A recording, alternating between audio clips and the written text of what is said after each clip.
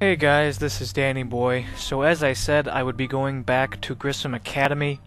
I was forced to skip it because I did too many plot missions and it wound up getting exploded before I could go there. So I'm just going to quickly change my loadout. I switched to the Eagle pistol. It's been so long since I tried it, so I thought, why not? What a terrible decision. I hate the Eagle pistol so much. It does not suit my playstyle at all. It's nothing that I want in a pistol. It's an SMG. It's a machine pistol. I don't like SMGs, so I don't know what I was thinking, but I haven't showed it, so I thought I would. And I'm going to try out the Raider. The Raider is an incredibly short-range shotgun. It has ridiculous spread at any range beyond point blank. I actually am interested to see how wide its spread actually is, so I'll be trying that out in target practice pretty soon. But yeah, it's rapid fire. It has 2 shots in a clip, maybe 16 shots in reserve, something like that, and it fires very quickly, so you get off those 2 shots very rapidly.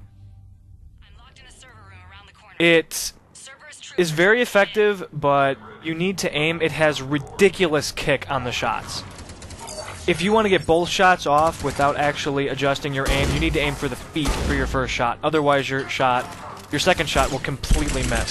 So otherwise, you need to not fire so quickly and just go boom, boom, rather than boom, boom, really quick. You'll see as we go on. But I'm now realizing that yes, and it did say in the description, so I figured it would be very short range, but just totally useless at these ranges. And I really don't have the opportunity to close. Here I go, getting a shot off, missing the first one, because I am terrible. And I didn't realize.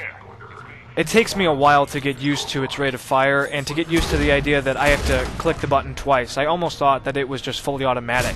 It fires so quickly.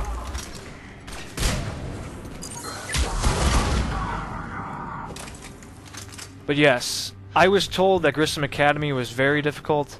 Grissom Academy is very difficult. It's not actually even that it's very difficult, it's that it just takes a long time to understand what you have to do. The end sequence, that'll be an entire video, that'll be my next video. I would hope I could drop this into just 2 videos, but if I showed all my deaths, it would take 3. So I think I'll skip some deaths and just show the good ones and just ignore the rage ones. Otherwise, this will be 3 parts. All in all, this took me about an hour and 20 minutes or so to get through. And I'm gonna die in a second because I'm just bad. For some reason, I fumbled my keybinds a bunch of times as well. I don't know what it was. Probably just because I'm not used to having Garrus as number 1 and James as 2. But for their attack binds, I mean, I'm just not used to having Garrus. So anyway, I am attempting to use the Eagle pistol.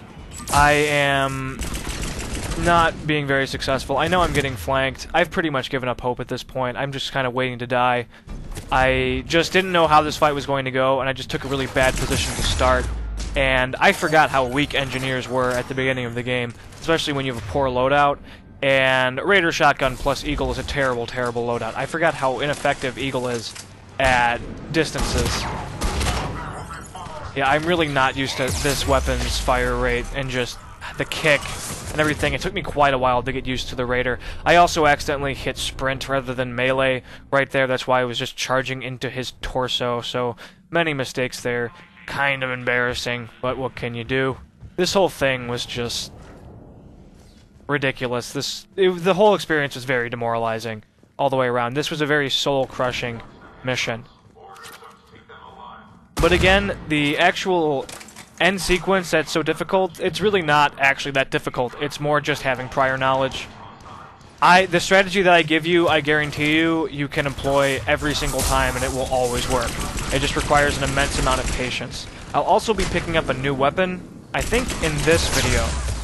And let me just say, you miss out on a lot of stuff if you don't go to Grissom. And I'll get into that a little bit later, but a lot of really cool and, you know, things that you just can't get anywhere else in the game. Normally, when you miss out on items, you get to buy them later at kiosks, at the different merchants.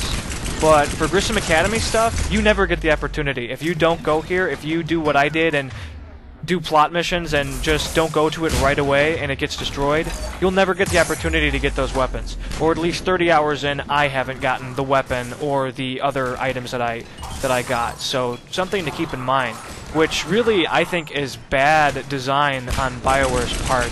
You should never penalize a player because they don't have prescience, they don't have foresight. I mean, there was no way of knowing that Grissom Academy would be destroyed. They never say, you better go there right now or else it's gonna die, you know. They don't give that hint. And it's one thing to give the player warning, it's another thing to just punish them for not happening to play a certain way.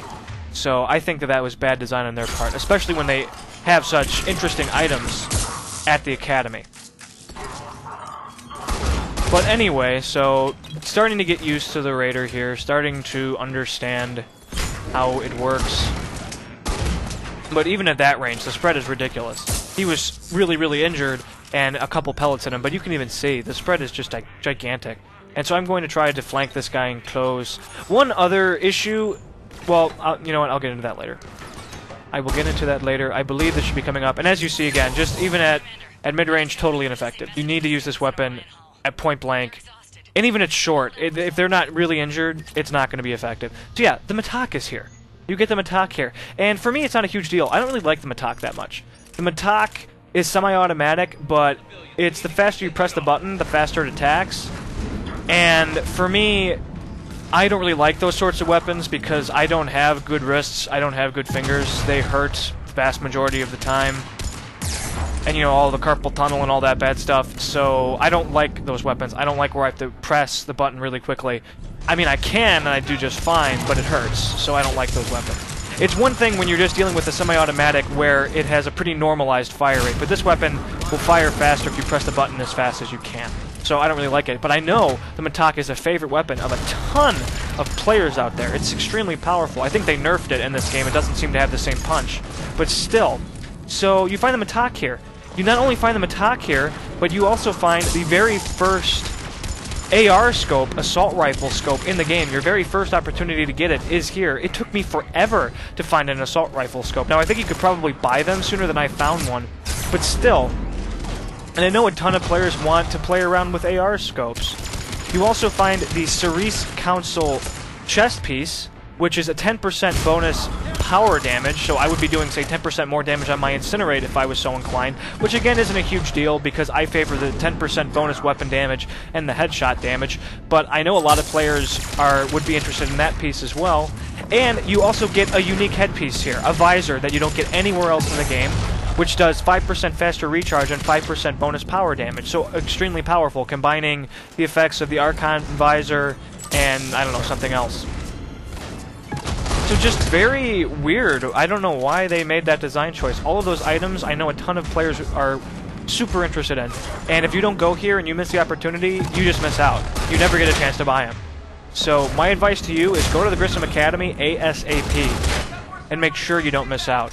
The Raider's actually really effective against Atlas. It does pretty solid damage once you hit their armor phase. And I'm just doing the pretty typical just dance around the column and, you know, not a problem. Yeah, I haven't really been paying attention to the gameplay. My only advice for this fight is just ignore the guys that are attacking the students. You see student barrier in the upper right corner. And just kill the guys that start to flank you. And I generally used party members to deal with them. But when they start flanking you, it's much harder to kite the Atlas mech. It's much harder to dance around the columns and whatever. So I just tried to keep a barrier between myself and the Atlas mech at all times. I was lacking here, and I wanted none other, so I paused briefly. But definitely don't bother with the guys attacking the barrier. As long as you kill the Atlas mech quick enough, it's not a problem. It doesn't matter. Also, yeah, this mission is another example of BioWare giving you a weapon that really does not suit this mission well. At this stage of the game, without mods, especially if you're playing a character without ammo, the Matak does not possess a strong enough of a punch to deal with the enemies in the later fight quick enough, and ammo is extremely scarce in the next video that I show, and it becomes a serious issue. And the Matak is very heavy, so you're stuck using the Matak and a pistol or an SMG, and it's just not enough. So I just don't know why they give you these counterintuitive weapons that just might be cool, but they do not suit the combat. It became a serious liability having the loadout that I am currently using in the next video, and my recharge times were a serious problem using the Raider and the Matak. You know, maybe I shouldn't have been using the Raider, but I wanted to show it off for you guys. I wanted to try it out for your benefit. So maybe I should have used a lighter loadout, but I mean, it's fine. It just slows things down. It makes things a bit more artificially difficult than they need to be, which is fine. But I wouldn't recommend it, I guess is all I'm trying to say. Alright guys, well that's it. Thanks for watching, stay tuned for more, and prepare to watch me rage.